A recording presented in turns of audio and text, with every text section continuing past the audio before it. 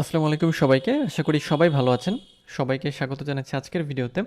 আমাদের আজকের ভিডিওর টপিক অন পেজ এসইও। আজকের ভিডিওতে আমরা অন পেজ এসইও সম্পর্কে জানবো এবং অন পেজ এসইও আসলে যদি আপনি করতে চান সেক্ষেত্রে আপনাকে কোন বিষয়গুলো মাথায় রাখতে হবে সেই বিষয়গুলো সম্পর্কে আজকের ভিডিওতে আমরা জানবো। তো চলুন আমরা ভিডিওর মূল টপিকে চলে যাই এবং অন পেজ এসইওর যে মূল বিষয় সেটা সম্পর্কে জেনে আসি। তো অন পেজ এসইওর কাজ করার জন্য আপনার যেটা করতে হবে, আপনার ক্লায়েন্টের যে ওয়েবসাইট আছে সেই ওয়েবসাইটের অ্যাডমিন প্যানেলের অ্যাক্সেস আপনাকে নিতে হবে, অর্থাৎ ইউজার আইডি বা ইউজার নেম এবং পাসওয়ার্ড দিয়ে আপনাকে হচ্ছে যে ওয়েবসাইটের ব্যাক এন্ডে এন্টার করতে হবে। আর আপনি যদি প্র্যাকটিস করেন বা অন পেজ এসইও প্র্যাকটিস করতে চাইলে আপনি একটি ওয়েবসাইট তৈরি করে দেন আপনাকে প্র্যাকটিসটা করতে হবে। ওকে, সো প্র্যাকটিস কীভাবে করবেন তার ভিডিও আমার চ্যানেলে আছে, আপনি চাইলে সেটা দেখে নিতে পারেন, তাহলে খুব সহজেই ওয়েবসাইট তৈরি করতে পারবেন। তো আমি এখন যেখানে আছি এটা হচ্ছে যে আমার যে ওয়েবসাইটের হচ্ছে অ্যাডমিন প্যানেল বা ব্যাকএন্ড যেটাই বলি না কেন সেখানে। তো এই জায়গা থেকে আমাদের কি করতে হয়, এসইওর কাজটা করতে হয়, অর্থাৎ অন পেজ এসইওর কাজটা করতে হয়। ওকে, সো অন পেজ এসইও করার সময় আমাদের কয়েকটা বিষয় খেয়াল রাখতে হয়, সেই বিষয়গুলো আমরা প্রথমে একটু জানবো। সেটা হচ্ছে যে আপনি যখনই অন পেজ এসইও করতে যাবেন আপনাকে যেটা করতে হবে, আপনাকে একটা ওয়েবসাইটের যতগুলো পেজ আছে এবং যতগুলো কন্টেন্ট আছে সবগুলোকে আপনাকে অপটিমাইজ করতে হবে। যেমন আমি এখানে হচ্ছে ফুড ব্লগ অথবা হেলথ ব্লগ লিখে সার্চ করলাম, অর্থাৎ হেলথ বা ফুড রিলেটেড কিছু ওয়েবসাইটের উদাহরণ আমি এখন দেখাবো। তো এখান থেকে আমি মনে করলাম এই একটা ওয়েবসাইট নিলাম, তারপরে হচ্ছে যে এখান থেকে আরেকটা নিলাম। তো এই হচ্ছে আমাদের একটা ওয়েবসাইট, তাই না? তো এই ওয়েবসাইটে কিন্তু অনেকগুলো কন্টেন্ট আছে। কন্টেন্ট বলতে এই যে এটা একটা কন্টেন্ট, এটা একটা কন্টেন্ট, এরকম প্রচুর কন্টেন্ট এখানে আছে, অর্থাৎ যেটাকে আমরা পোস্ট বলে থাকি। তারপর আপনি খেয়াল করবেন যে এখানে কন্টেন্টের প্রচুর ছড়াছড়ি। তারপর এখান থেকে আপনি নেক্সট পেজের একটা অপশনও পাবেন। আমি দেখি এটা দিয়ে দেখাচ্ছি অথবা অন্য কোনোটা দিয়ে দেখাবো। এটার মধ্যে আসলে সি অল দিয়ে দেখতে হবে আমাদের, আমরা এটা একটু দেখি। এটাতে খেয়াল করেন যে এখানেও প্রচুর পরিমাণ কন্টেন্ট আছে। এক একটা কন্টেন্ট আমরা এটাকে একটু ওপেন করে নিচ্ছি।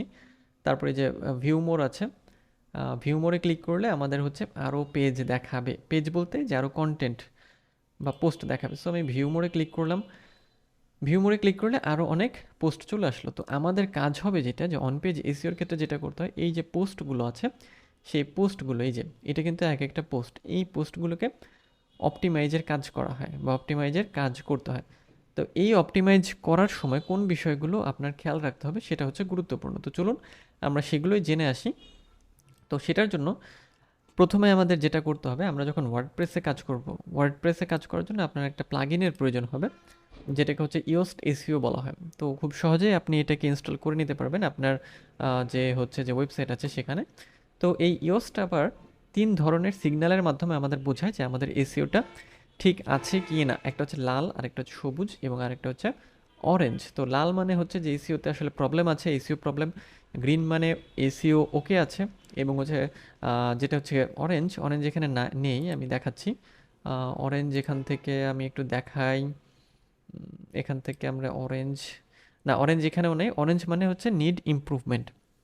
অরেঞ্জ বলতে ইমপ্রুভমেন্ট বোঝায়। যেমন ইয়োস্ট এসইও দিয়ে আমি যখন এই পোস্টটাকে এসইও করেছি তখন আমার এখানে বেশ কিছু রেজাল্ট দিয়েছে। যেমন হচ্ছে যে এসইও সবুজ আছে, মানে ওকে আছে, রিডেবিলিটিও ভালো আছে।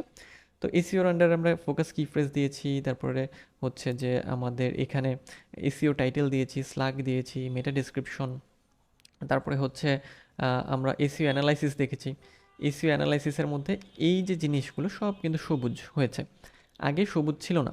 আগে হচ্ছে রেড অথবা হচ্ছে অরেঞ্জ কালারের ছিল, অর্থাৎ হয় সেটা একটু প্রবলেম ছিল অথবা ইমপ্রুভমেন্টের প্রয়োজন ছিল। তো এখন যেহেতু এই সবই সবুজ তার মানে এই সবই এখন ঠিক আছে। ওকে, সো এই হচ্ছে আমাদের ইয়োস্টের বিষয়টা। তাহলে ইয়োস্ট হচ্ছে 3টা সিগন্যালে কাজ করে। তো ইয়োস্টের সিগন্যালগুলো আমরা হচ্ছে 3 ভাগে ভাগ করতে পারি। সেটা হচ্ছে যে সিগন্যাল হচ্ছে গ্রিন, রেড এবং অরেঞ্জ। সো সিগন্যাল দিয়ে আমরা এটাকে এভাবে লিখতে পারি যে এটা গ্রিন, রেড এবং অরেঞ্জ 3 ধরনের সিগন্যাল আমাদের দেয় এবং এর মাধ্যমে আমাদের বোঝায় যে আমাদের এটা মানে কতটুকু আর কি ঠিকঠাক হয়েছে। ওকে, সো আমরা তাহলে ইয়োস্ট সম্পর্কে জানলাম। ইয়োস্টটা জাস্ট আমাদের হচ্ছে ইনস্টল করে নিতে হবে। ইনস্টল করার পরে যখন আমরা এসইও করতে যাব তখন আমাদের এই 4টা জিনিস লাগবে। এসইও রিডেবিলিটি এবং আরেকটা হচ্ছে স্কিমা এবং আরেকটা হচ্ছে সোশ্যাল। এই 4টা বিষয়কে আমরা একটু দেখে আসি। আমরা যখন ইন্ডিভিজুয়াল প্রত্যেকটা পোস্ট, যেমন আমি যদি এখান থেকে মনে করেন আমার এখানে 2টো পোস্ট আছে, সো আমি যদি এই পোস্টে যাই, মানে এটাকে আমি নিউ ট্যাব দিয়ে ওপেন করে নিচ্ছি, এডিট অপশন দিয়েও আপনি ওপেন করতে পারেন। সো আমি এডিটই করেছি কিন্তু অন্যভাবে। আমার এই একটা পোস্ট আর হচ্ছে এই আরেকটা পোস্ট, ওকে। সো এই একটা আমাদের আর এই একটা। তো আমি এই পোস্টটা মাত্র ওপেন করলাম। যখন ইয়োস্ট এসইও প্লাগইনটা আপনার অ্যাড করা থাকবে তখন আপনার এই পোস্টের যাবতীয় এসইও ডিটেলস আপনাকে দেখাবে। যেমন এখানে এসইওটা হচ্ছে রেড, রিডেবিলিটি রেড, এটা এখানে কোনো সিগন্যাল দেখাবে না, এটা আপনাকে জাস্ট অ্যাড করে দিতে হবে। সো এখানে খেয়াল করেন তাহলে এটা রেড, কিন্তু এটা আমি করেছি মানে এসইও করেছি, এই জন্য এটা গ্রিন, এটাও গ্রিন, এই দুটো অ্যাড করা আছে, ওকে। সো এই হচ্ছে বিষয়। তাহলে আপনি যখন কোনো ওয়েবসাইটের কাজ করবেন, মানে ক্লায়েন্টের কাছ থেকে আপনি যখন অ্যাডমিন প্যানেলটা নিয়ে নিলেন, তখন আপনার ব্যাকএন্ডে যাওয়ার পরে, মানে ওয়েবসাইটের ব্যাকএন্ডে যাওয়ার পরে এরকমভাবে প্রত্যেকটা পোস্টকে আলাদা আলাদা মানে ধরে বা সেগুলোকে হিসাব করে আপনাকে কাজ করতে হবে, ওকে। সো এই কাজ করার সময় কোন বিষয়গুলো আমাদের খেয়াল করতে হবে সেটা আমরা একটু দেখি। তো প্রথমে আমরা আসি এসইওর বিষয়টা। এসইও যে সেকশনটা, তার আন্ডারে ইয়োস্ট আমাদের বেশ কিছু বিষয় সাজেস্ট করে। যেমন আমাদের ফোকাস কি ফ্রেজ দিতে হবে, তারপরে হচ্ছে যে আমাদের এখানে এসইও টাইটেল দিতে হবে, অর্থাৎ এই যে এই টাইটেলটা, তারপর হচ্ছে স্ল্যাগ দিতে হবে, ওকে। সো স্ল্যাগ বা পারমালিঙ্ক আমরা এটাকে বলতে পারি, ওকে। তারপরে হচ্ছে এটা আমরা স্ল্যাগ বা পারমালিঙ্ক বলবো। এরপরে হচ্ছে মেটা ডিসক্রিপশন, এটাকে অনেকে মেটা ট্যাগ বলে, মেটা টাইটেলও বলে, এই লাইনটাকে স্ল্যাগ যেটা বা পারমালিঙ্ক। আর মেটা ডিসক্রিপশন হচ্ছে এই অংশটা, ওকে।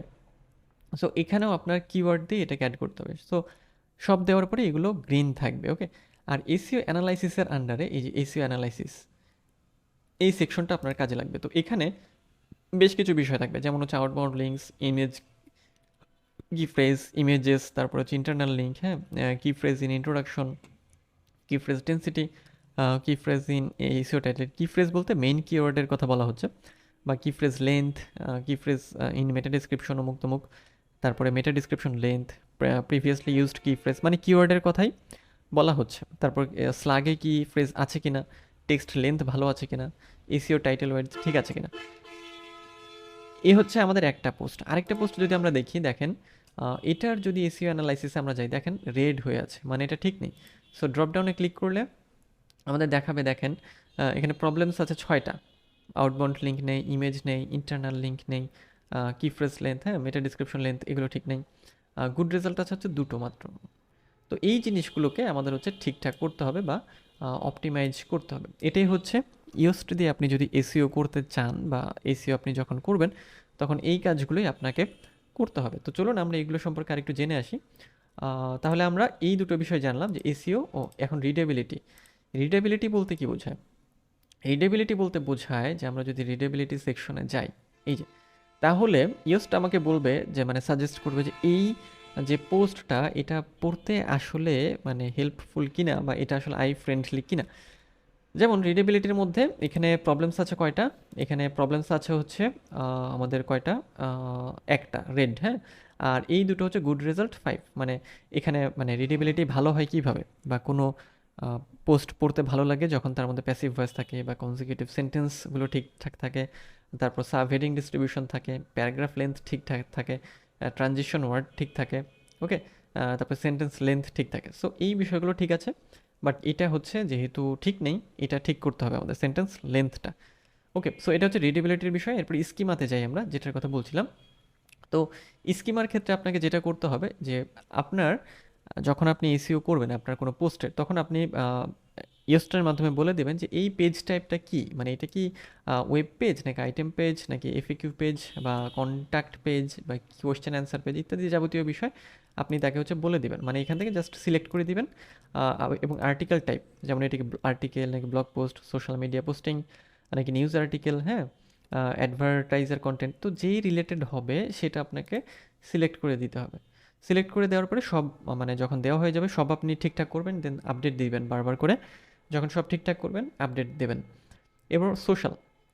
সোশ্যাল বলতে যে আমরা যদি এই পোস্টটাকে, কোন পোস্ট আমাদের, এই পোস্ট, যেই পোস্টের কাজ আমরা করছি, তাই না, ইয়োস্ট কী করে, ইন্ডিভিজুয়ালি এক একটা পোস্ট ধরে কাজ করে। তো এই পোস্টটা সোশ্যাল মিডিয়াতে আমরা যদি শেয়ার করি, তাহলে সেখানে আমরা কোন ইমেজ দিব, তারপরে হচ্ছে সোশ্যাল টাইটেলটা কী হবে, সোশ্যাল ডেসক্রিপশন কী হবে, ইত্যাদি বিষয়গুলো আমরা এখানে সেট করে দিতে পারি। টুইটারে কেমনভাবে হবে, ওকে। সো এই যে এখানে আপনি এগুলোকে দিয়ে দিতে পারবেন। সো এই হচ্ছে যে এসইও রিডেবিলিটি স্কিমা এবং সোশ্যালের বিষয়টা, ওকে। সো তাহলে আপনি যদি অন পেজ এসইওর কাজ করতে চান, সেক্ষেত্রে আপনার যেটা করতে হবে, আপনার একটা ওয়েবসাইটে যখন আপনি যাবেন বা যে কোনো পোস্ট নিয়ে কাজ করবেন, ওই পোস্টের মেইন কিওয়ার্ড আপনাকে খুঁজে বের করতে হবে, অর্থাৎ যেটাকে আমরা কিওয়ার্ড রিসার্চ বলছি। যে কিওয়ার্ড রিসার্চ করলে কি হবে, যে আমাদের যেহেতু ওই যে মানে কন্টেন্ট আছে বা যে পোস্ট আছে, তার মধ্যে আমাদের কিওয়ার্ড দিতে হবে। সো এই জন্য আমাদের কিওয়ার্ডটা লাগবে। যেমন আপনার কিওয়ার্ড হতে পারে এরকম যে ডিজিটাল মার্কেটিং আপনার কিওয়ার্ড হতে পারে, অথবা আপনার হচ্ছে যে ক্যাট ফুড একটা কিওয়ার্ড হতে পারে, এরকম যে কোনো ধরনের কিওয়ার্ড, মানে কোন আর্টিকেলে আসলে কোন ধরনের হচ্ছে যে কিওয়ার্ড বসবে সেটা আসলে আগে থেকে আপনি বুঝতে পারবেন না। আপনাকে ওটা দেখতে হবে, আর্টিকেলটা পড়তে হবে বা পোস্টটা পড়তে হবে, ওয়েবসাইটটা দেখতে হবে, দেন আপনি সেটাকে খুঁজে পাবেন। তো এইগুলো এক একটা আমাদের কিওয়ার্ড হতে পারে। সো এরকম আরও অনেক হতে পারে। কিওয়ার্ড রিসার্চের আলাদা অনেক ভিডিও আছে, আমার চ্যানেলেই আছে, আপনি চাইলে সেখান থেকেও দেখে আসতে পারেন। তো এই যে ফোকাস কি ফ্রেজ আমরা বলছি, এটাকে হচ্ছে আমরা মেইন কিওয়ার্ড বলে থাকি, বা যেটাকে হচ্ছে মানি কিওয়ার্ড বা মেইন কিওয়ার্ড আমরা বলি। সেটা আপনাদের মাথায় রাখতে হবে, ওকে। এবং এছাড়াও কিছু লং টেইলের কিছু হচ্ছে আমাদের কি ফ্রেজ রাখতে হবে বা কি ওয়ার্ড রাখতে হবে। লং টেইল বলতে যখন আমরা কোনো পোস্টে যাব, মনে করি আমরা সাপোজ হচ্ছে যে এই পোস্টে আসলাম, ওকে। সো এই পোস্টের মধ্যেও আমাদের কিছু লং টেইল কিওয়ার্ড রাখতে হবে। যেমন এটা আমাদের শর্ট টেইল কিওয়ার্ড হবে। এছাড়াও আমাদের আরও কিছু লং টেইল কিওয়ার্ড খুঁজে খুঁজে বের করতে হবে, মানে রিসার্চ করে বের করে সেগুলোকে ইনসার্ট করতে হবে। যেমন এই যে ধরেন এই লেখাগুলোর মধ্যে খেয়াল করবেন যে বেশ মানে অনেকগুলো হচ্ছে কিওয়ার্ড তারা ব্যবহার করেছে এবং সেই অমুক তমুক কিওয়ার্ড দিয়ে তারা র্যাঙ্কে যাওয়ার জন্য হচ্ছে কাজ করেছে, ওকে। সো এইভাবে আপনাদেরও কাজ করতে হবে।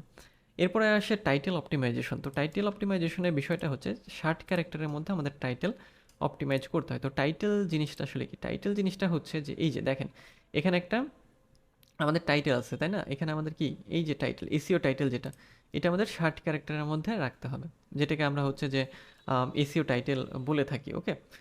সো এসইও টাইটেলটা আমরা 60 ক্যারেক্টারের মধ্যে রাখবো। নেক্সট হচ্ছে কন্টেন্ট অর প্যারাগ্রাফ। কন্টেন্ট বা প্যারাগ্রাফ আমরা 150 থেকে 300 ওয়ার্ডের মধ্যে রাখবো। কন্টেন্ট প্যারাগ্রাফ বলতে আমরা বুঝি, আমরা যখন একটা পোস্টে আসলাম, মনে করি আমরা এই পোস্টটা দেখি, তো এটা একটা প্যারাগ্রাফ আমাদের, তারপরে এটা একটা প্যারাগ্রাফ, তারপরে এটা একটা প্যারাগ্রাফ, এরকমভাবে মানে সুন্দর সুন্দর করে সাজিয়ে ছোট ছোট করে আমাদের প্যারাগ্রাফগুলো রেডি করতে হবে এবং এর মধ্যে হচ্ছে আমাদের কিওয়ার্ডটাকে অ্যাড করতে হবে, ফোকাস কি ফ্রেজ যেটা এবং লং টেল কি ফ্রেজ যেটা। অর্থাৎ এই ফোকাস কি ফ্রেজ যেটার কথা আমি একটু আগে বললাম, এবং আরেকটা হচ্ছে লং টেল কি ফ্রেজ বা কিওয়ার্ড, ওকে। তো নেক্সট হচ্ছে যে স্ল্যাগ অথবা পারমালিঙ্ক, যেটা হচ্ছে লিঙ্ক মানে লিঙ্কের পরের যে ওয়ার্ড, সেটাকে স্ল্যাগ বা পারমালিঙ্ক বলা হয়। যেমন আমি যখন এটা লিখে সার্চ করলাম, তো এখানে আমাদের কি আসলো, যে এই যে কিন্তু আমাদের একটা টাইটেল চলে আসলো, তাই না? এটাকে হচ্ছে কি বলা হয়, স্ল্যাগ অথবা পারমালিঙ্ক বলা হয়। তার মানে এই যে এইটা, তাই না? এইটা কি করতে হবে, এর মধ্যে আমাদের কিওয়ার্ডটাকে রাখতে হবে, ওকে। সো এটা অ্যাড করার জন্য আমরা যেটা করব, এখানে আসার পরে সাপোজ আমরা এটাতে আসি, এখানে আমাদের হচ্ছে স্ল্যাগের একটা অপশনই আলাদাভাবে দিয়ে দেবে।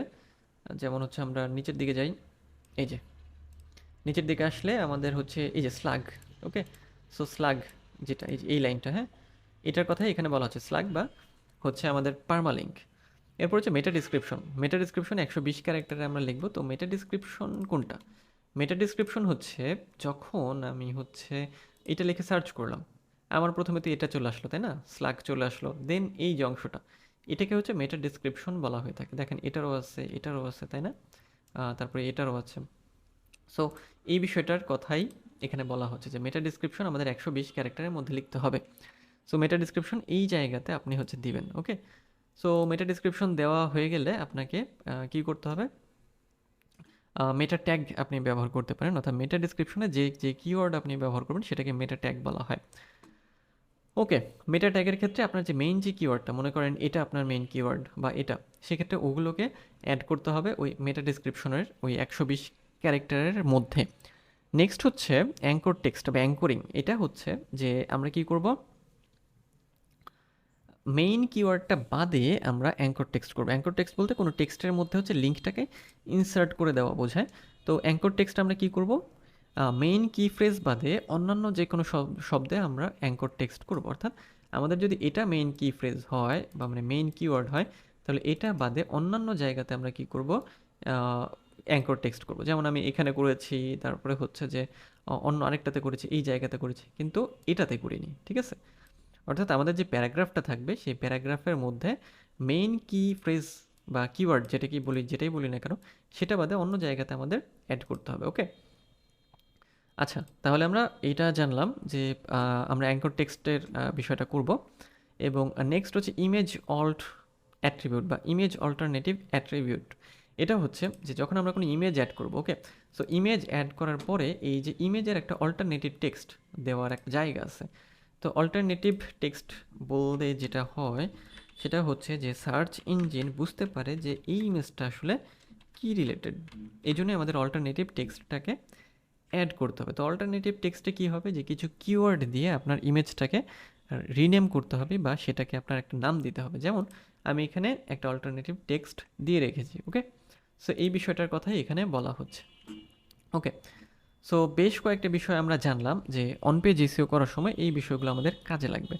তো পরের ভিডিওতে আমরা আরও কিছু বিষয় দেখব যেগুলো আমাদের অন পেজ এসইওর সময় আমাদের হেল্প করবে। তো দেখা হচ্ছে পরের ভিডিওতে, সে পর্যন্ত সবাই ভালো থাকবেন।